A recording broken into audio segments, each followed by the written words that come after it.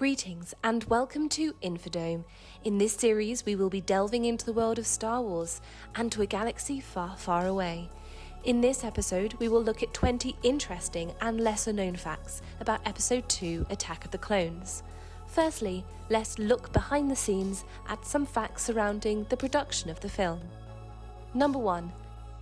Like Ewan McGregor did in Star Wars Episode 1, The Phantom Menace, Hayden Christensen made lightsaber noises.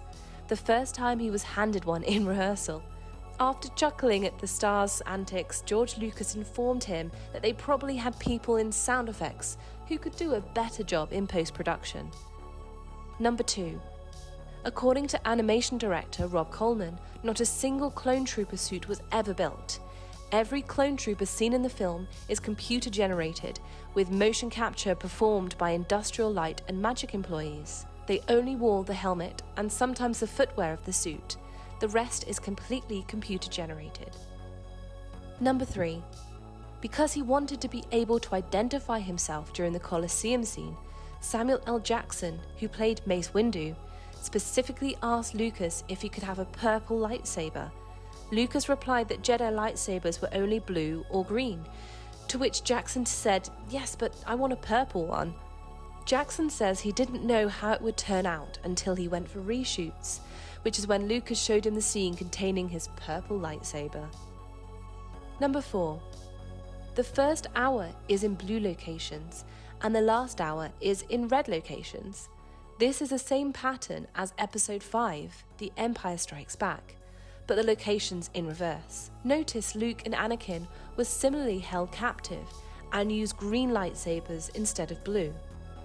Jango Fett's death is similar to Boba Fett, and so is when Padme and Leia each use a chain to strangle a character. Number 5.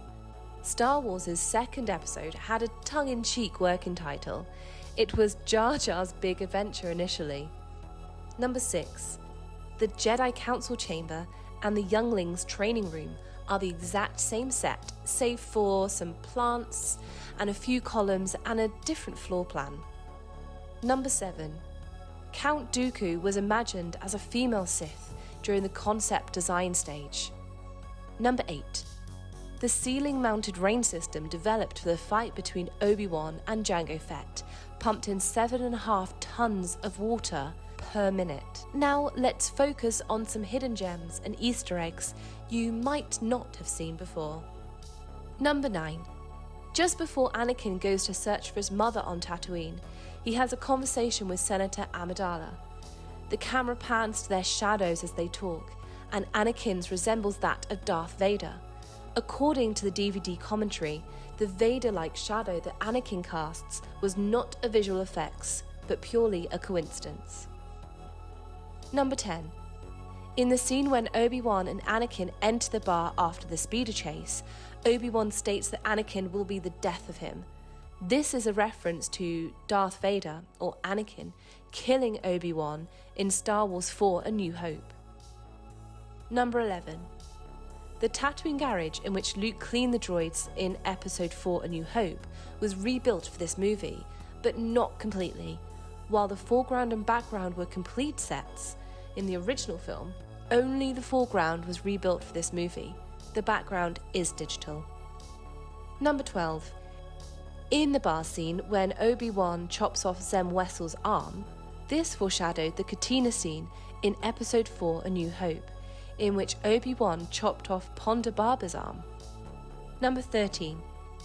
If you look closely when Jango is killed by Mace Windu, you will see two shadows flying from the floor of the arena.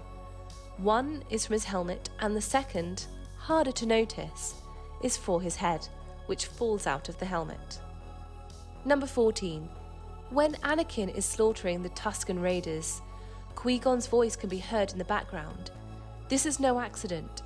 According to Star Wars canon, Qui-Gon's Force Ghost tried to stop Anakin's rage, but failed. Number 15. Jar Jar Binks, standing in for Senator Amidala, puts forth the motion that gives Palpatine supreme powers.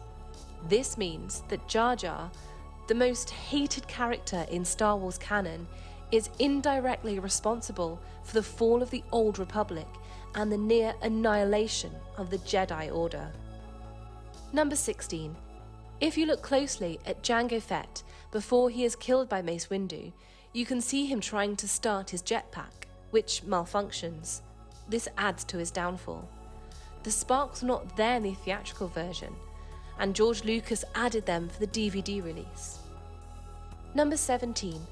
When Jango Fett gets into his ship after his fight with Obi-Wan, he bangs his head on the partially open door. This was actually intentional and is a reference to a famous goof from Episode 4 A New Hope, where a stormtrooper accidentally bangs his head on a door. Now, here are some bonus facts for you before you leave. Number 18. The only Star Wars film that was not in the top grossing film of the year in North America. It placed third after Spider-Man and Lord of the Rings: The Two Towers. Number 19. With an estimated budget of $120 million, this was the most expensive Star Wars film until Episode 7 The Force Awakens. This had an estimated budget of $200 million. Number 20. In the backstory behind why Count Dooku left the Jedi Order and why he joined the dark side, goes like this. Count Dooku became disillusioned with the Jedi Order when Qui-Gon died, and Count Dooku regrets the death of Qui-Gon, and he joined the Sith so he could wipe them out from within. This is hinted in the scene in which Count Dooku interrogates the captive Obi-Wan. When he mentions Qui-Gon, he wishes he was still alive and pleads with Obi-Wan to join him and destroy the Sith together. We hope you enjoyed this video. If you have any other facts we haven't mentioned, please comment down below. Do subscribe to our channel and ring the bell to be notified about all future videos. Until next time.